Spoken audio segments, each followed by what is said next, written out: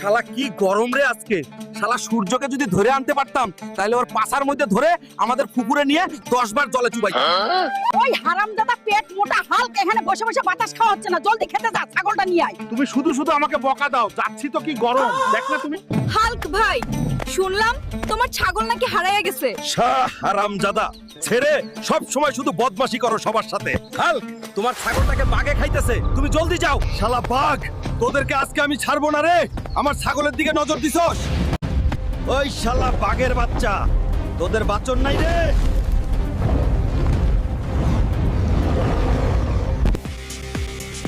আমার ছাগল আজকে তোদের পেটে থেকে টেনে বার করব। হারামজাদা বাঘ রে,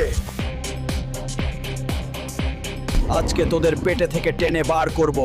হারামজাদা বাঘ, আমার ছাগল খাইছস, এখন তোদেরকেই আমার ছাগলের কাজ করতে হবে। হাল্ক ভাই